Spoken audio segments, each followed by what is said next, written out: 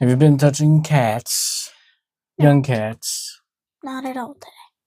Oh, well, then what's the scratches from? I don't know. I don't know where this one's from.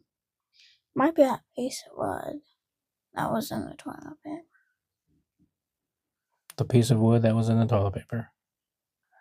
Yeah, the piece of wood that was like in the plastic. What are you even talking about? Who puts wood in toilet paper? I don't know. It was like probably a broken piece of a pallet. Who are we going to sue? For wood and toilet paper. I don't know. And Who that's do you our wanna sue? cold opening. Oh, look. Dude wipes. It was free from the free kiosk at Sam's Club this evening. Right on the floor. There's a common misconception that flushable wipes are flushable.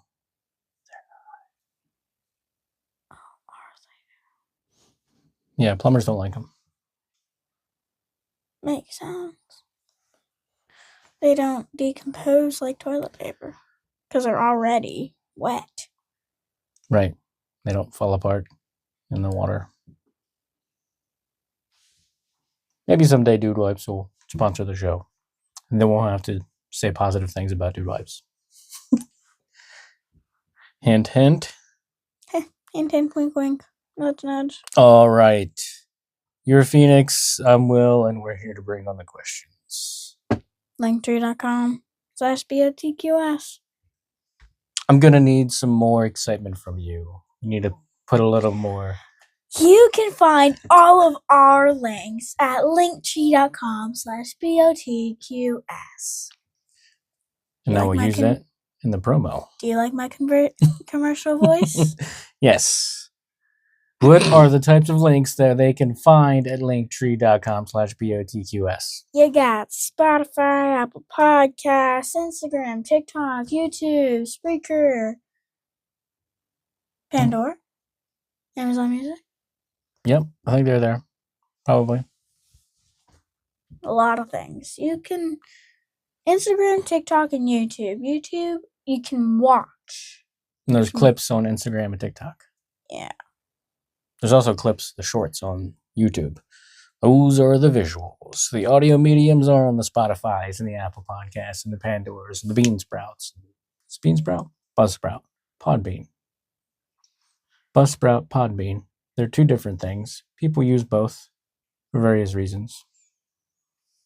Yep. So, Miss Phoenix, what question are we bringing in this episode? What is the squonk? To us, it's the local one. Oh, is it? Yeah. You didn't know how local it was? Nope. Right up the road. You wanna go squonk catching? Oh, well, being that you don't know much about the squonk, by the time we get to the end of this, you're going to understand how difficult it is to keep hold of the squonk. Well, just like... What? It's an audio. I'll put it in my mouth. Well, hopefully you don't drown. I know, right? Mm-hmm. Are they wet? Yes. Shall we get started? So I'll get an eagle and have the eagle hold the squonk. Once again, it's going to be an issue. Confused yet? Let's talk about the squonk, shall we? Yeah. The North American wilderness, particularly the dense, mist-shrouded forests of the Appalachian and Great Lakes regions, has long served as the crucible for a unique genre of folklore known as the fearsome critters. These entities, born from the oral traditions of the 19th and early 20th century logging camps, represent a diverse menagerie of creatures that often defy biological logic, serving as instruments for storytelling, camp entertainment, and the hazing of uninitiated newcomers. Among these legendary beings, none possess the singular pathos as the extraordinary physiological defense mechanism of the squonk, scientifically designated as the Lucremacorpus Lacrima corpus dissolvens. Got that? Lacrima corpus dissolvens. Characterized by an overwhelming sense of melancholy and a pathological awareness of its own perceived hideousness. The squonk is a creature defined not by its threat to human safety, but by its deep-seated desire to remain unseen and its tragic capacity to dissolve into a pool of tears when cornered. We're going to examine the squonk's morphology, its historical emergence within the Pennsylvania timber industry, the primary eyewitness accounts that have defined its legacy, and its recent resurgence in contemporary cultural consciousness. So maybe we're not going to catch one, but you want to go squonk watching? That might be the better way to do it. Squonk watching. Yeah. And just observe in its natural habitat. And We'll hopefully narrate it like one of those National Geographic shows. David Attenborough. Here we see the elusive squonk. Oh dear, we've spooked it. Poor little squonk. Doesn't even...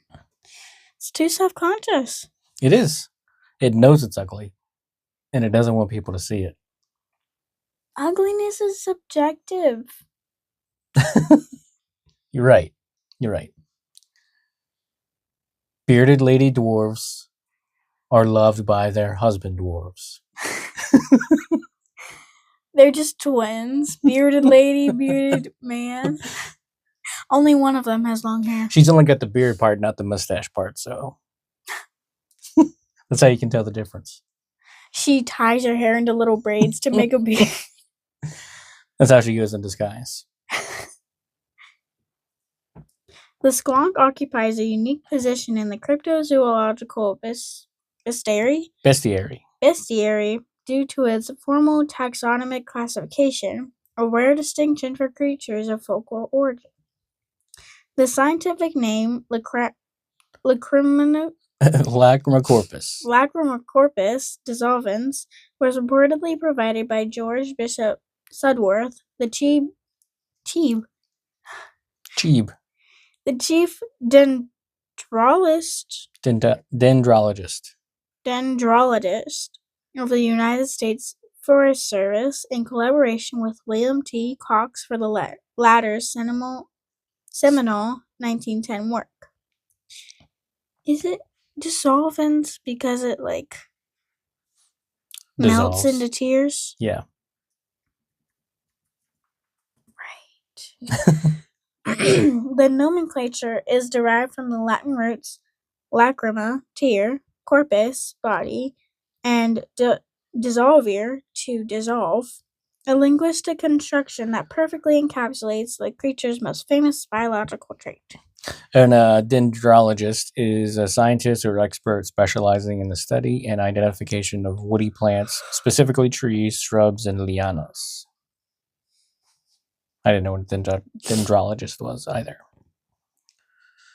The physical description of the squonk has remained remarkably consistent since its formal debut in print. The creature is typically described as a small, stout quadruped, often compared in size and general form to a pig, a hog, or a wolverine. However, its most defining and distressing feature is its skin. The hide of the squonk is universally described as, quote, ill-fitting, saggy, and loose, appearing as though the animal is encased in skin several sizes too large for its underlying skeletal and muscular structure. Oh, they don't like me because my skin doesn't fit. It was a hand-me-down skin. It's too big on me. I'm swimming in it, just like my tears. Don't look at me. Are you looking at pictures of squonks? Yeah. This one's scary. So it's a hog, pig, or wolverine kind of shape. So I think in my mind I'm picturing more like a pug dog, but with no identifying fur. So it's just like a furless pug because its skin's so big, it's just kind of wrinkly skin everywhere and just tears. Wrinkly, loose, bare skin. It's like a lizard pug. Like a sad little naked pug. With no ears. No ears. Or at least that's what some photos show. Right. I don't know. If you have AI generate a picture of a squonk, it makes more like a pig, like the snout of a pig, and then super wrinkly and crying, basically.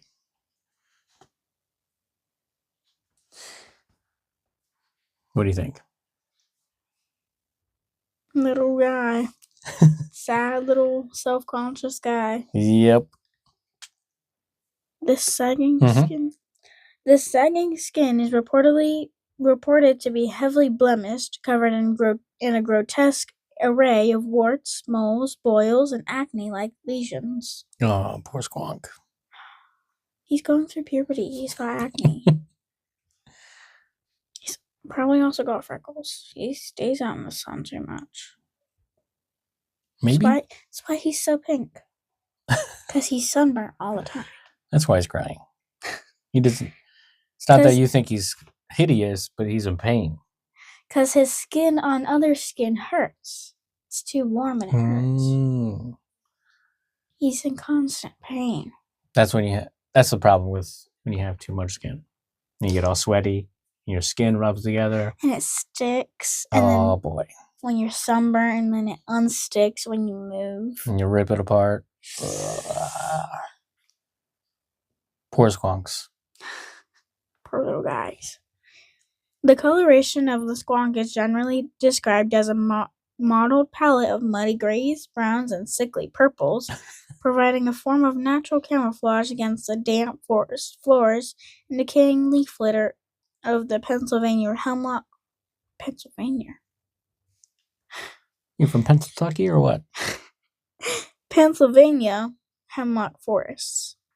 Some modern interpretations, specifically the 2015 retelling by Hal Johnson, add further repulsive details, describing the creature as possessing cauliflower ears and a mixture of wax and hair, along with yellow crooked tusks and watery eyes that weep constant salty tears. It's just a mess.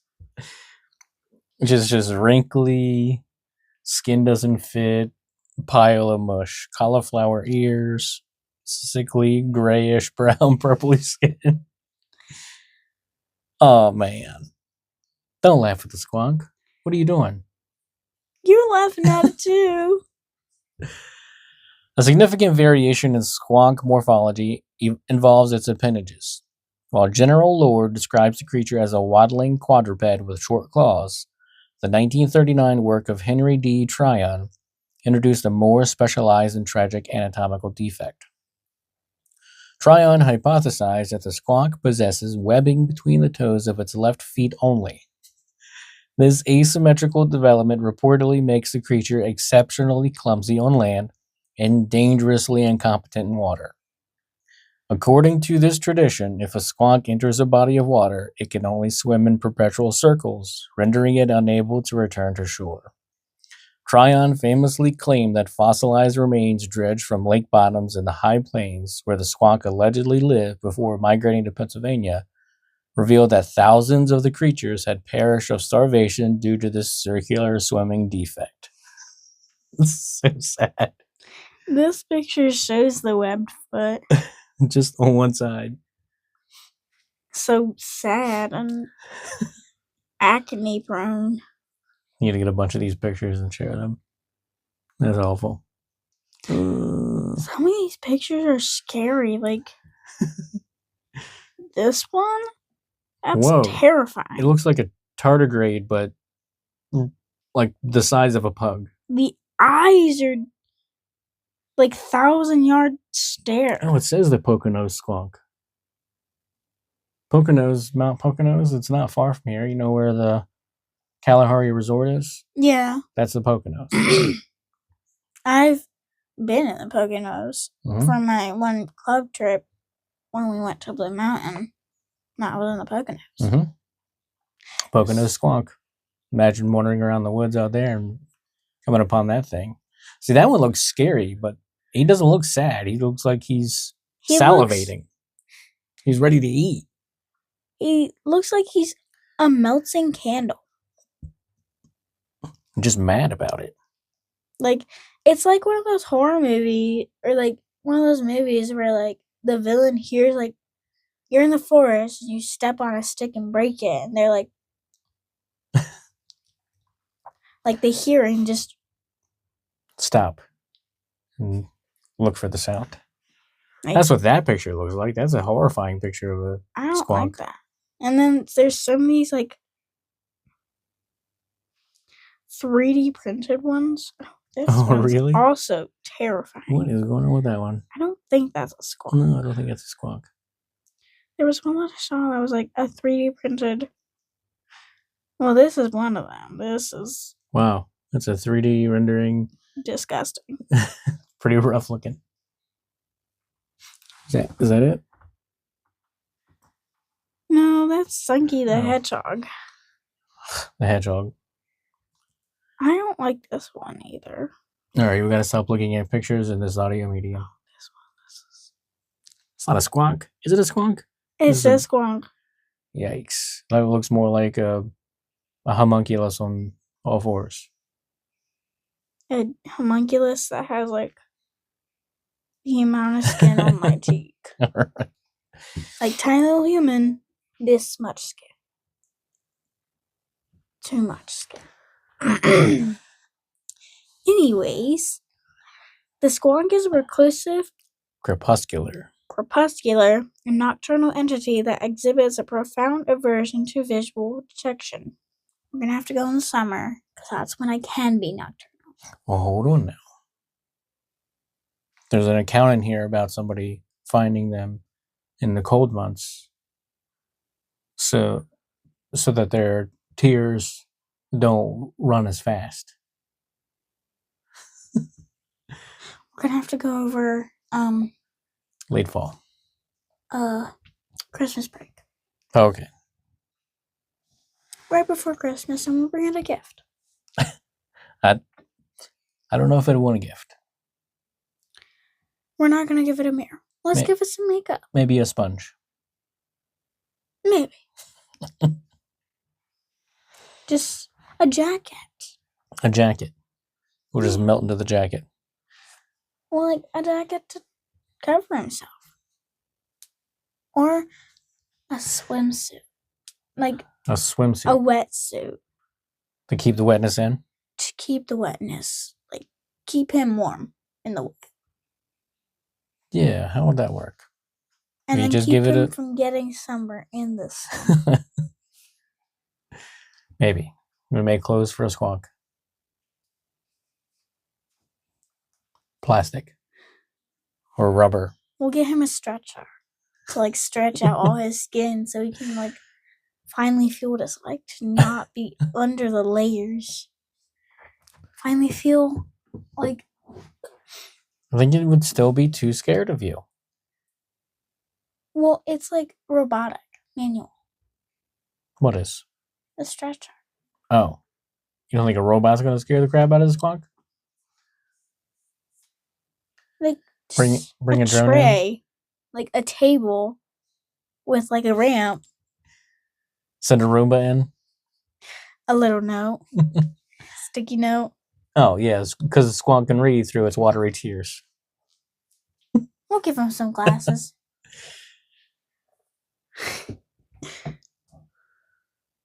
This behavioral pattern. This behavioral pattern is fundamentally rooted in its psychological state. The creature is acutely, mortifyingly aware of its own appearance, leading to a life of perpetual self-imposed isolation. Just too self-conscious. Mm-hmm. He needs a therapist. Maybe. Like a speaker. Does anyone speak squonk? I don't know if anybody speaks squonk. Leave out a microphone at night during the winter months to hear the squonk, and then we'll learn to squonk. And we'll translate. Yeah, I can handle that. Yeah.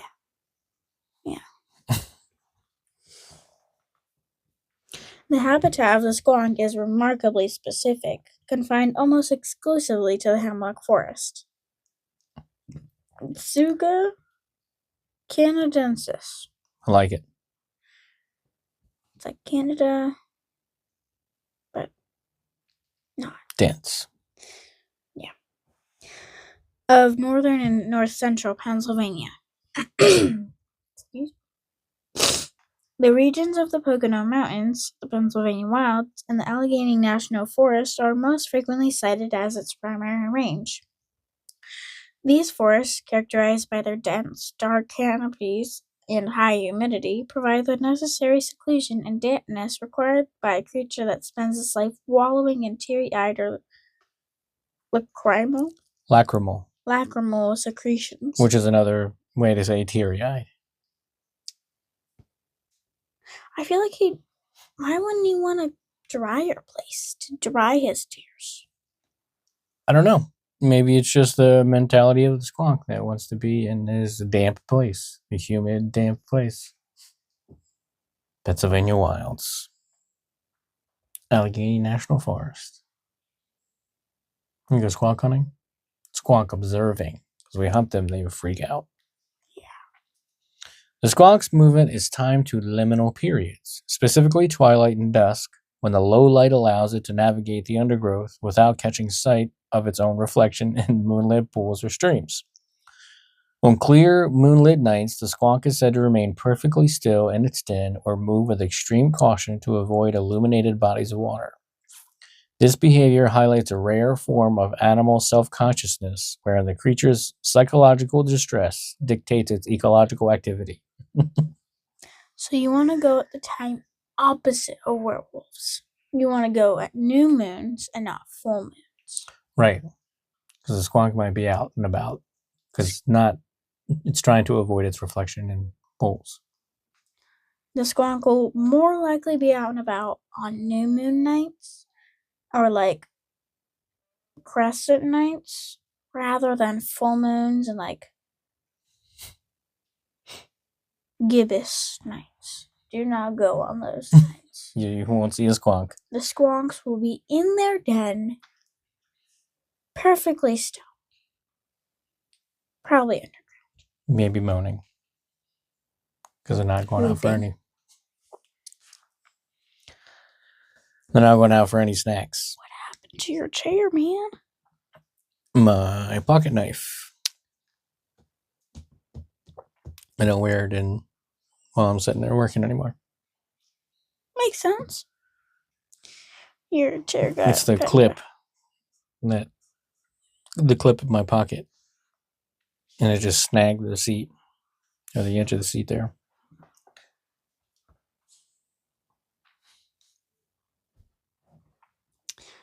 How was yours? I Nope. kind of forgot that you read that. Yep.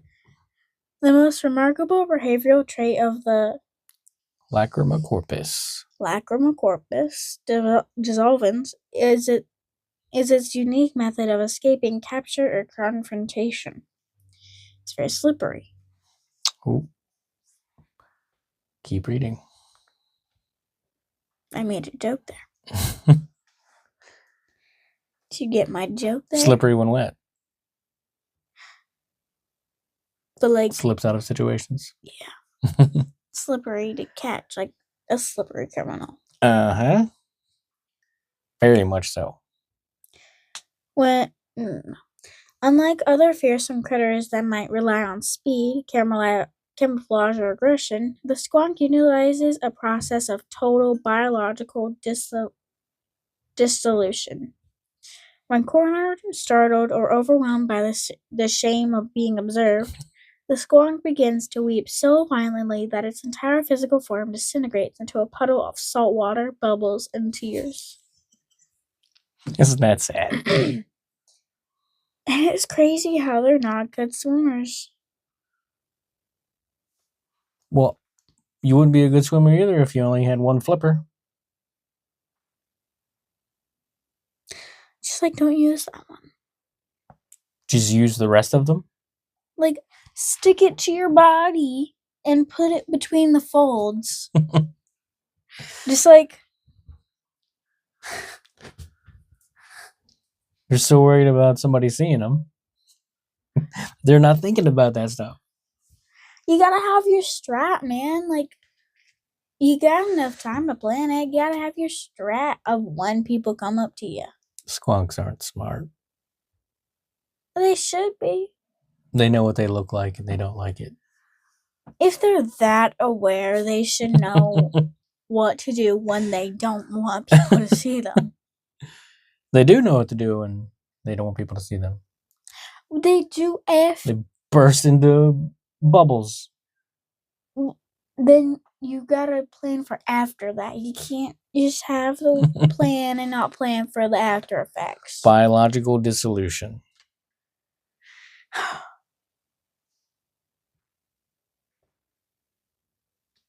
This process is not merely a rapid escape, but a literal state change that leaves a would-be captor with no physical evidence of the creature other than a wet spot or a damp sack.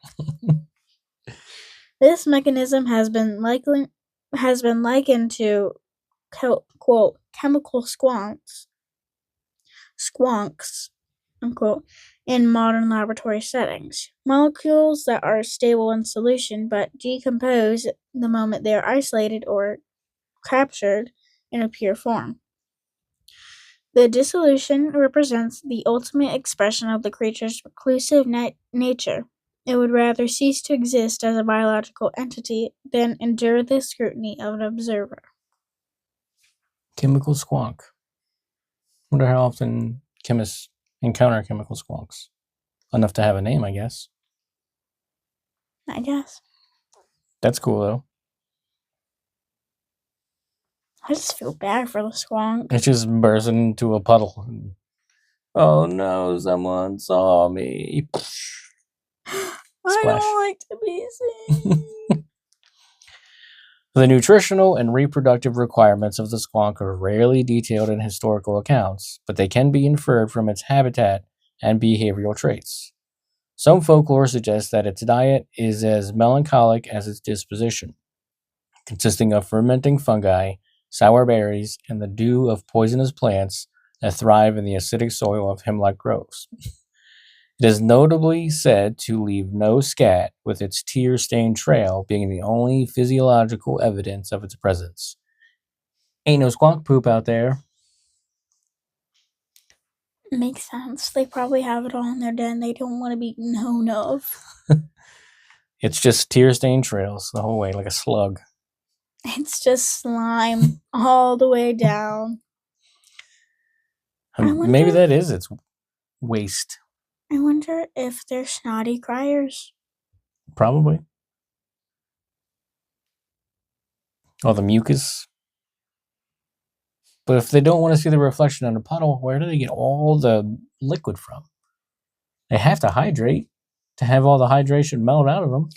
And to burst into a puddle. They back into the water and soak it up like a sponge through all their folds. Then maybe getting them a sponge is not a good idea. They are a sponge. Reproduction is equally enigmatic. While some sources suggest the creature is solitary and eternal, others, most notably the tradition cited by Hal Johnson, claim the squonk reproduces via binary fission.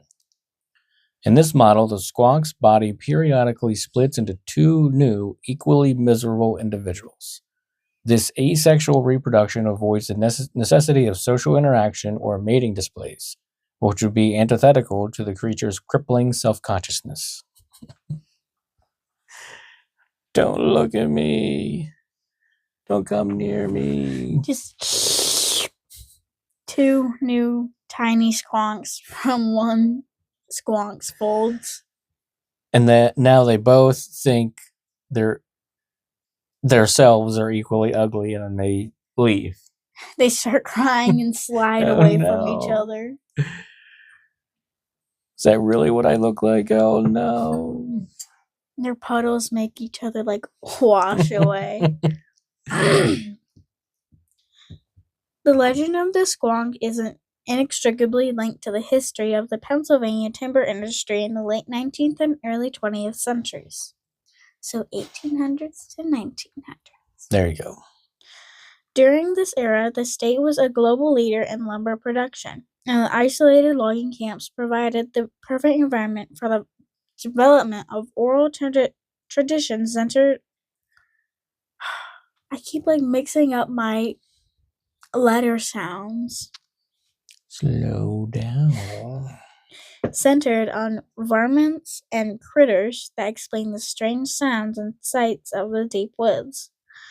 The squonk first transitioned from oral legend to formal documentation in 1910 with the publication of Fearsome Creatures of the Lumberwoods, with a few desert and mountain beasts. It's a long name for a book. Yep, and I got the book.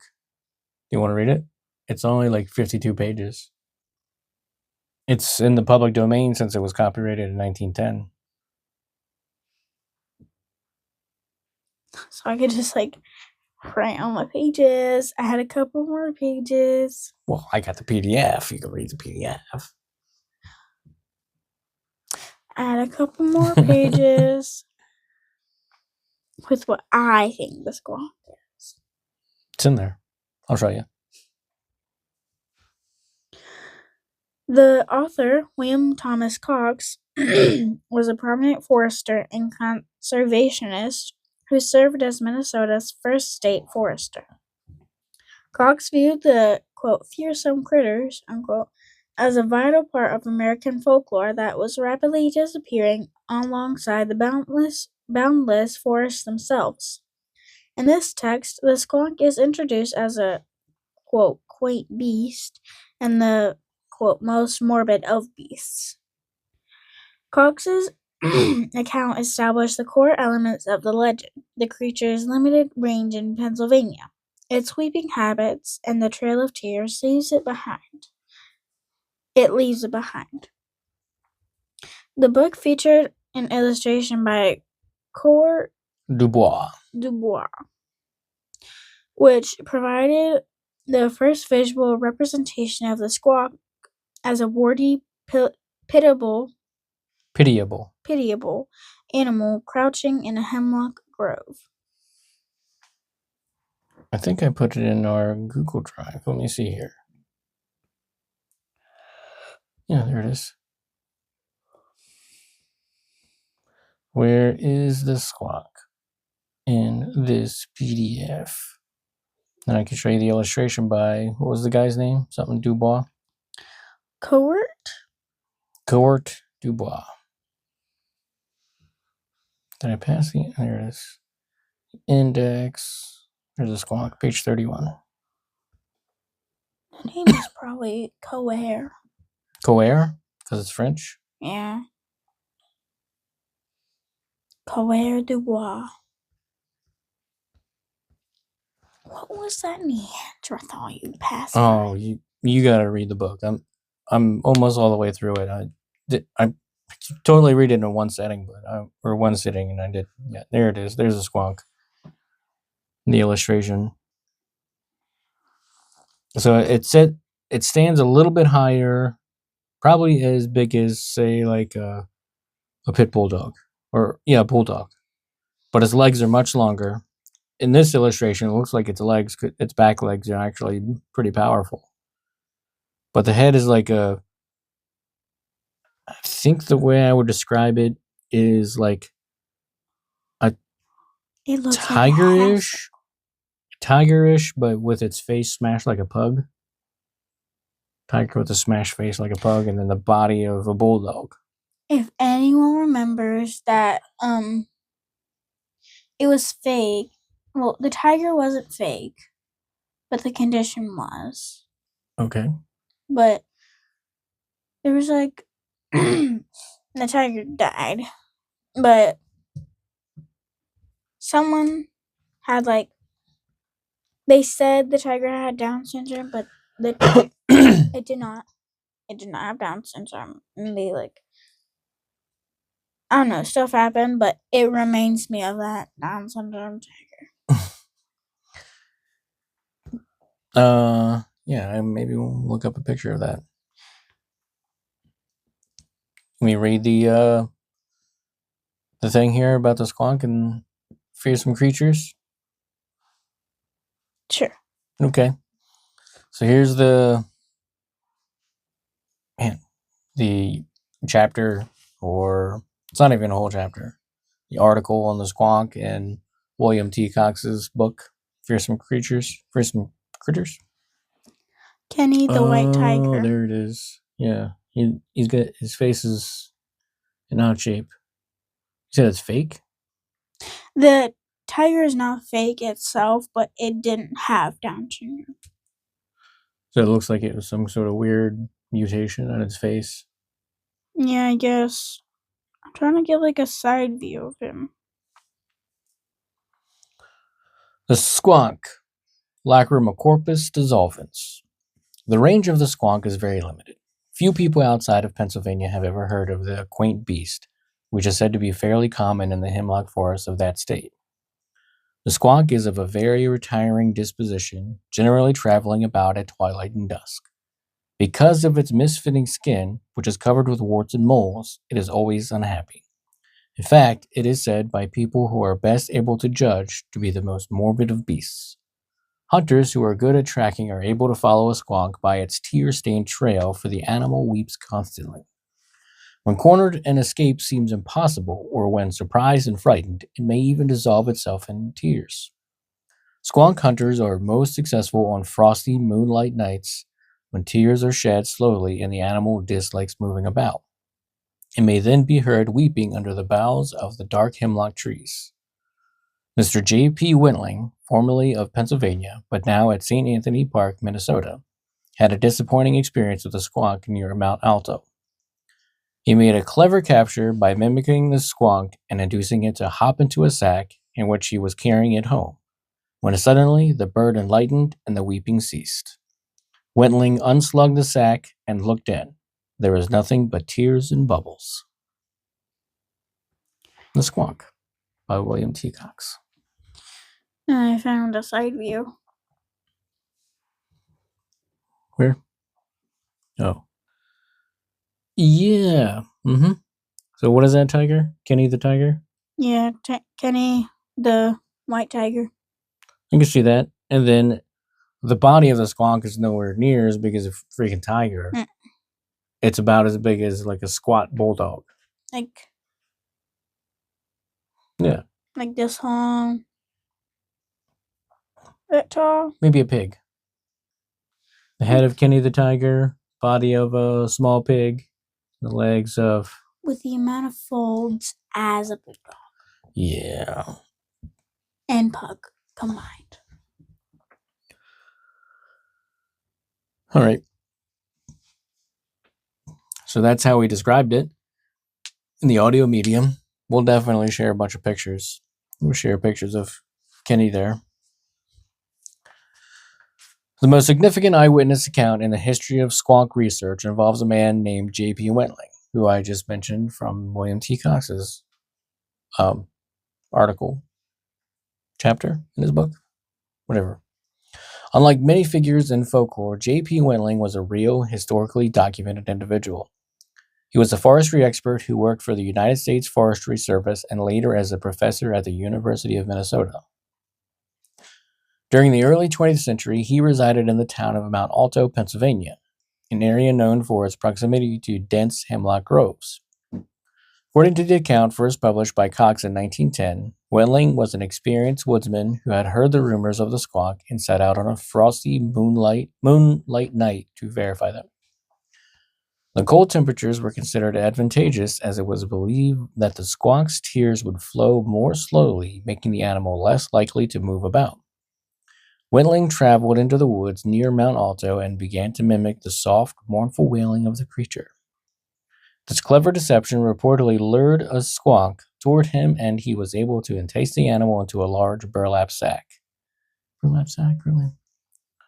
Believing he had secured a live specimen of a creature many thought to be a mere tall tale, He slung the bag over his shoulder and began the long hike back to his camp. As Wentling walked, he noted that the burden lightened, and the sounds of muffled weeping from within the bag suddenly ceased. He became concerned that the creature had found a way to escape or had perhaps fallen ill. Upon setting the sack down and untying the rope, he peered inside to discover that his prize had vanished. In place of the woody quadruped, he found only a pool of tears and bubbles. The squonk, overwhelmed by the distress of its capture and proximity to a human, had completely dissolved into its component briny fluids. This account remains the cornerstone of squonk lore, serving as the primary evidence for the creature's unique biological defense mechanism and the inspiration for its scientific name. Lacrima corpus dissolvens. I feel like if you were to capture a squonk in a sack, get like a fine net. A fine net? Yeah, like a really fine net so it can't slip out. Why not a waterproof bag? Because you don't want it to dissolve into its fluids. But it wants to dissolve into its fluids. Why would you want it to drip out of a net? Because the tears would not dissolve him. And you would get the full squonk. No.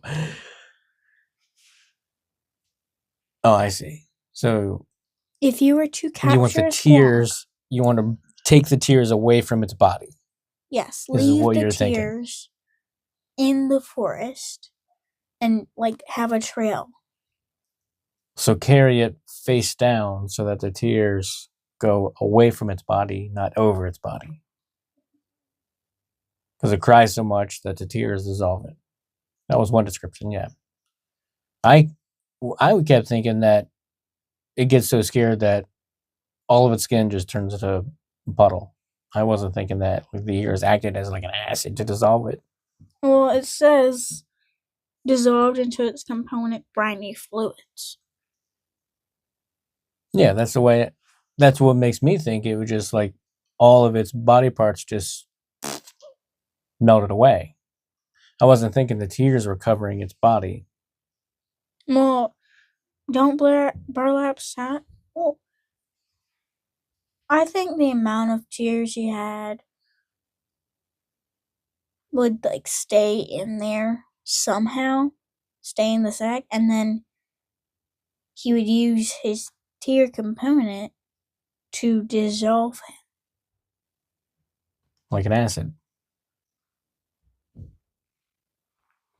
So the way to catch a squonk, your hypothesis is to draw the tears away from its body in whatever way you can do it. All right. We just gotta find a squonk, test it. Gotta learn how to weep like a squonk. Cry like a squonk.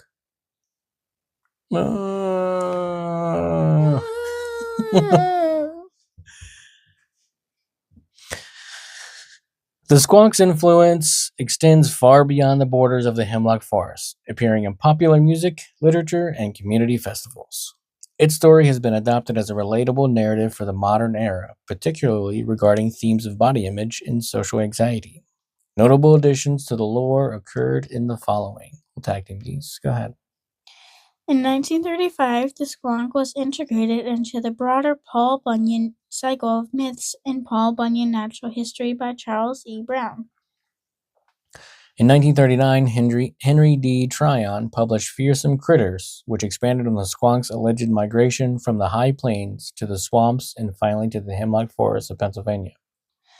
In 1969, the world-renowned Argentine author George or Jorge? Argentine, I'm going to guess Jorge.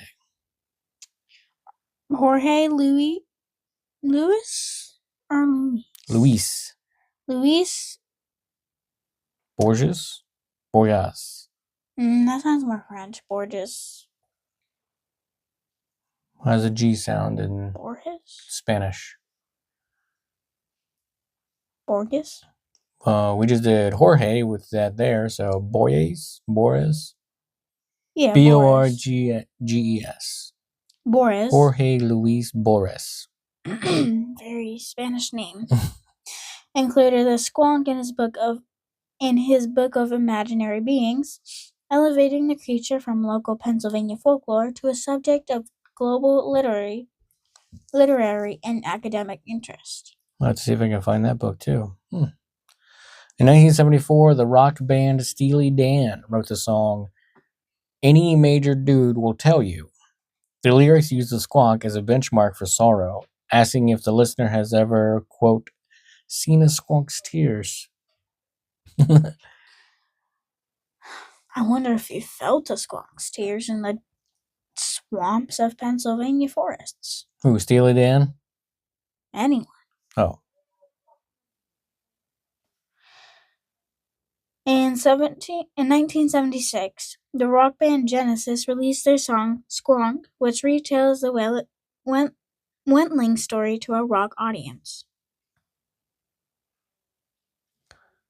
In 2015, Hal Johnson wrote Fearsome Creatures of the Lumberwoods, 20 Chilling Tales from the Wilderness, which is a retelling of William T. Cox's Fearsome Creatures of the Lumberwoods, with a few desert and mountain beasts.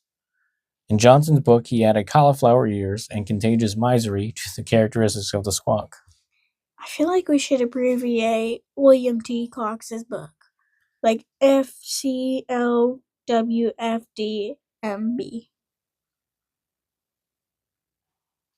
Maybe. FCLWMB WFDMB. Because it is so much easier to say. Fearsome creatures of the Lumberwoods, with a few desert and mountain beasts. I think it's funny.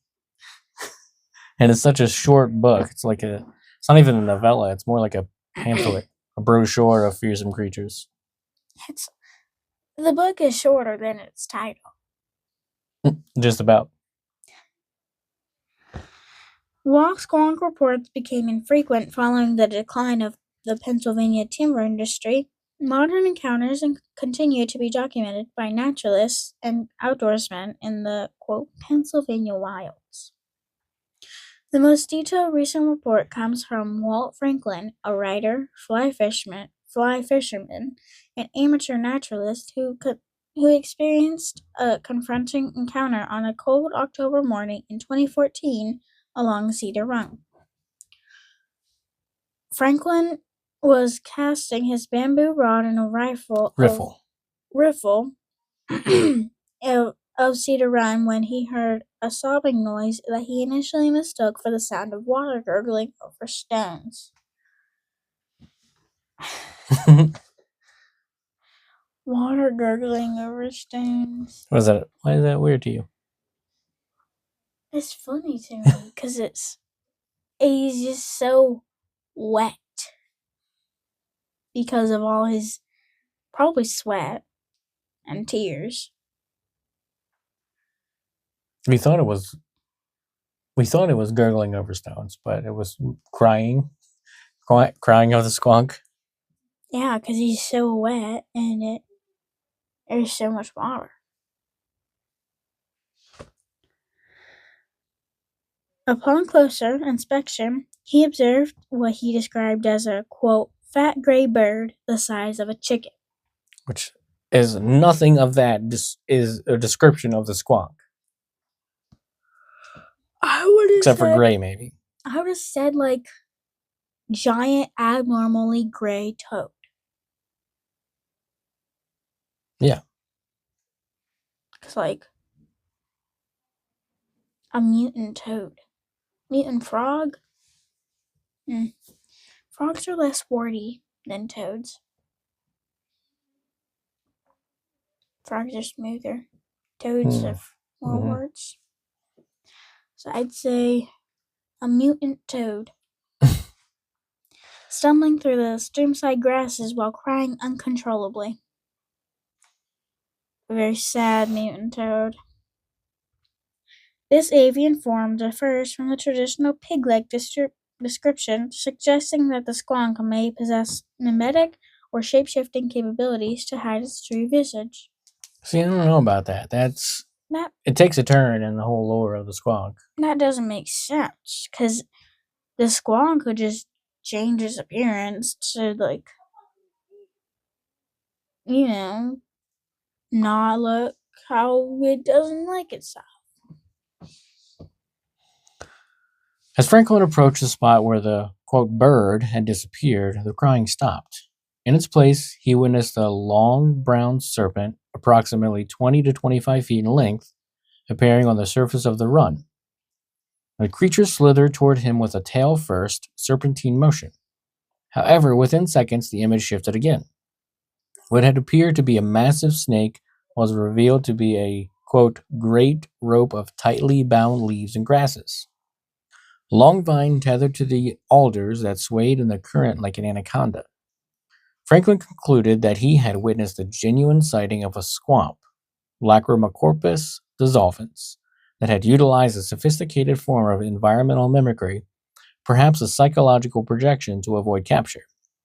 This account suggests that the dissolution into tears may be only one of several ways the creature can merge with its surroundings when threatened. Seems weird.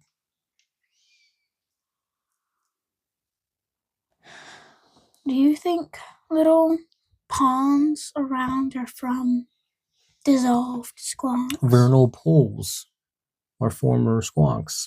That would be crazy.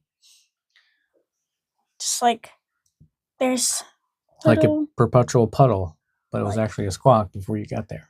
like say you're camping by a pond in the middle of a Pennsylvania forest, and you hear weeping. You think it's a skinwalker that walks out, but no, it's the quiet weeping of a squonk, seeing its reflection in the moonlight. In the vernal pool. That's very interesting. So they're not perpetual puddles. They're former squonks. Turned into chemical ex-squonk pool.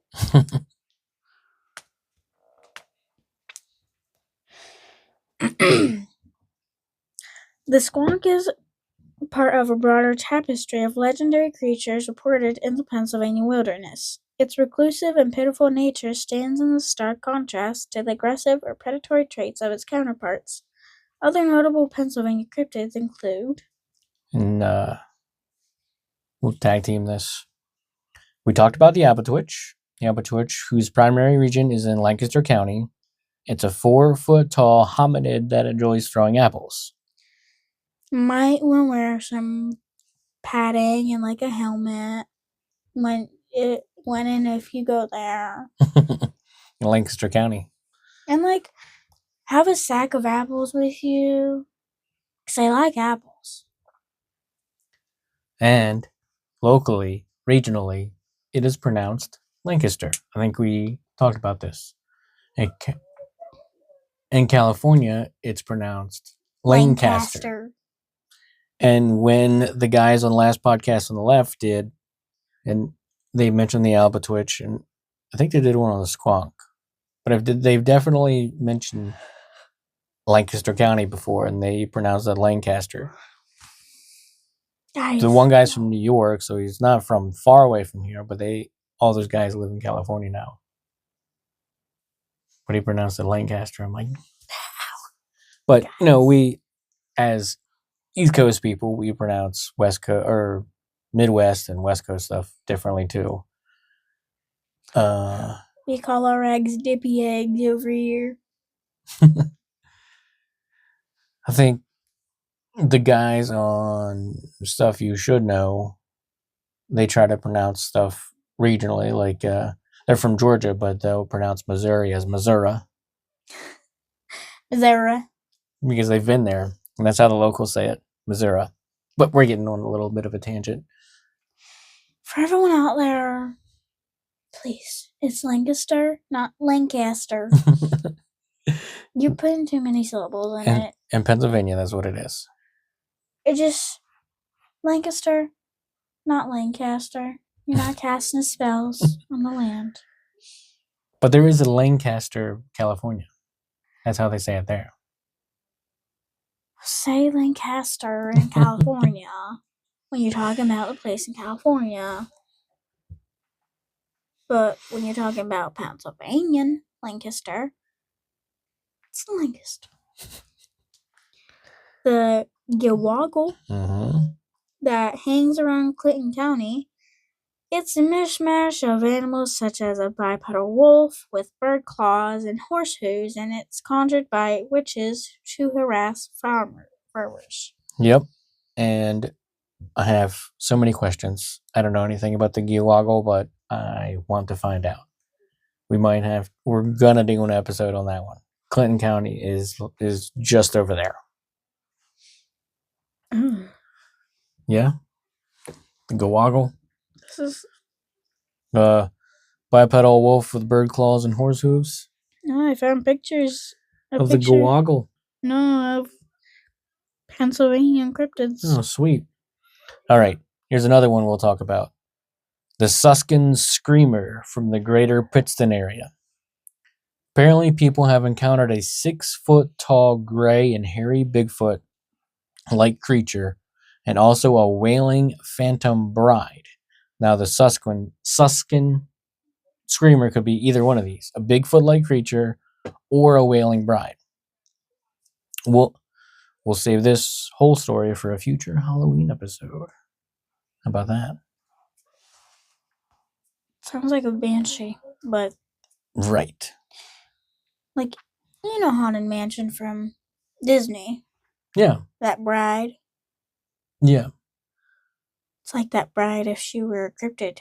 Like Banshee. oh, yeah. We should get into the banshee. I've got a picture of these. I've got Albatwitch, Bigfoot, Dogman, Giant Snakes, Guago, Potter, Nondescript, Racetown Ray. That's the next one in the notes. Racetown Ray. The Squonk. Squonk looks like a melted. He looks like a melted dog. Like a House of Wax figure of a dog, but melting. Like you take a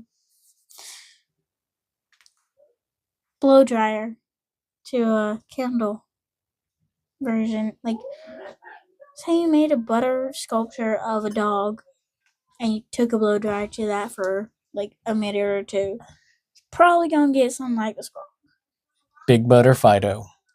And Thunderbird, the Waterford Sheepman, and werewolves. Yeah, we got so many we could talk about just in Pennsylvania alone. Oh, yeah. I'm going to talk about the Potter Nondescript. Let's do it. Make a list. No.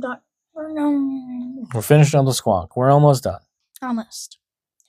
Racetown Ray is a large aquatic serpent/monster that bobs his head up and down in the waters of Racetown Lake. Kind of like the Loch Ness. Well, Pennsylvania's very own Loch Ness monster. Kind of. We'll see when we do an episode on it. The Bryn Athen Beast is a wolf-like, quote, dog man who lurks around Montgomery County on either 2 feet or 4. We'll learn more about him on a different episode, too. You know where Montgomery County is? You know where the drive-in is over the hill? South of Williamsport, go up over the hill and you come down. And the drive-in's over to the right. I haven't been there enough times to know where that's at. Well, it's on the way to Lewisburg from here, where we go to, your cheer competitions and all that stuff. Come over the hill, and then there's the cemetery over there on the left, and then the drive-in over there on the right. That's Montgomery County in there, on the other side of the hill, because the town of Montgomery's over there. I don't know.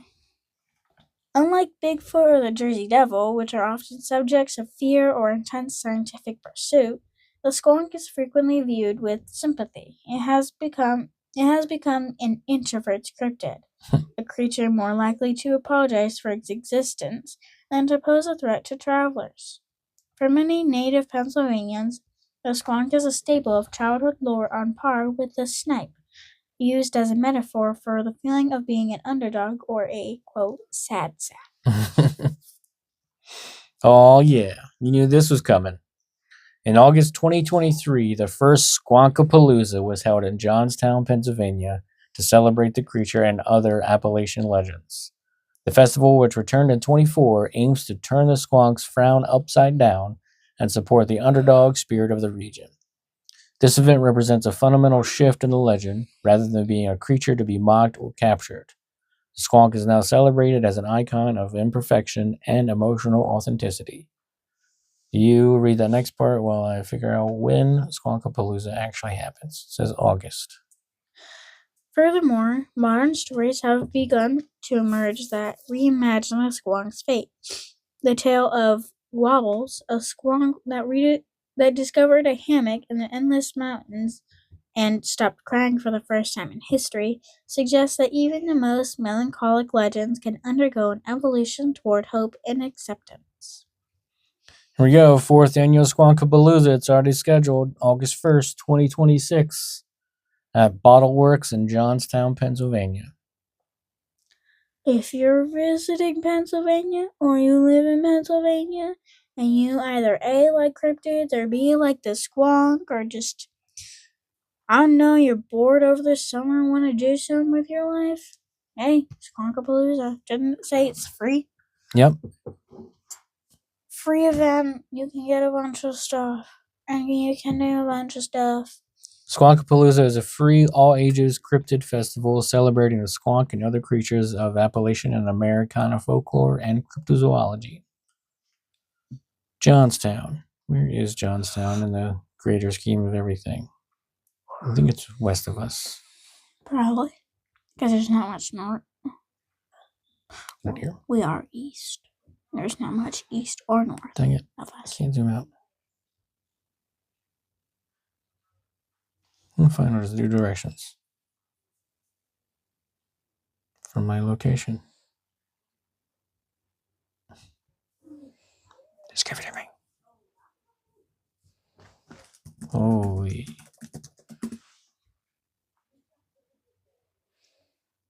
Two hours from us. It's let's see. Southwest. West of Altoona, Pennsylvania. So almost Pittsburgh. Just east of Pittsburgh. That's where Squonkapalooza happens. Awesome. If you're in Pittsburgh for the summer and you want to go do something, that's Fourth annual this year. just gotta travel a little east. The squonk, Lacrima corpus dissolvens, remains one of the most intellectually and emotionally compelling cryptids in North American folklore. While it originated in the rough and tumble environment of the 19th century logging camps, its narrative has proved remarkably durable, surviving the transition from oral history to formal scientific classification and finally to modern cultural icon. The primary historical evidence, centered on the J.P. Wentling account of 1910, establishes the creature as a biological entity defined by its fragility and its unique mechanism of dissolution. The more recent 2014 sighting by Walt Franklin suggests that the creature's reclusive nature may be supported by even more complex evasive behaviors, such as mimetic shapeshifting. As the hemlock forests of I almost said PA. It's Pennsylvania thing. Start over. As the hemlock forests of Pennsylvania continue to face environmental pressures, the squonk remains a poignant symbol of the vanishing wilderness and the persistent human struggle with self-worth. Whether it is a literal biological organism or a powerful psychosocial metaphor, the squonk continues to haunt the misty reaches of the Pennsylvania wilds, a reminder that some of the world's most enduring mysteries are found not in what we can capture, but what dissolves the moment we reach for it. There's the squonk. We did it. And now we have how many other Pennsylvania cryptids alone that we will eventually talk about? Have we done? We've done the Albatwitch. Have we? We've done Bigfoot, right? No, we haven't actually done Bigfoot. That's the big one that we could do. So we've got 2 of the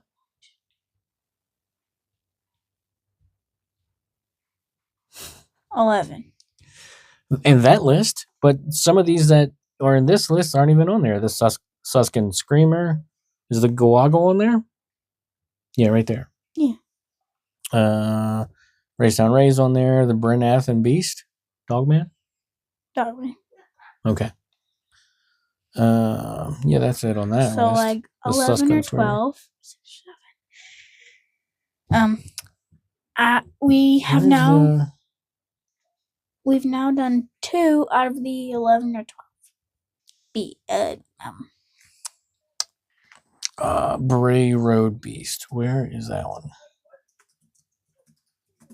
Wisconsin? Yeah, that was in Wisconsin. The Beast of Bray Road, not the Bray Road Beast, but whatever. Same thing. Beast of We did that one. We tried to. I like to break up the cryptids. I don't like to do too many back to back. Yeah, it gets to be a lot. Like, we'll probably do one like end of February to March. Because we're not strictly a cryptid podcast. We're asking questions of all sorts of stuff. Here, you can just get this in the Google Drive. I didn't put it in this episode because it's a bunch of cryptids. Should we tease the next one? I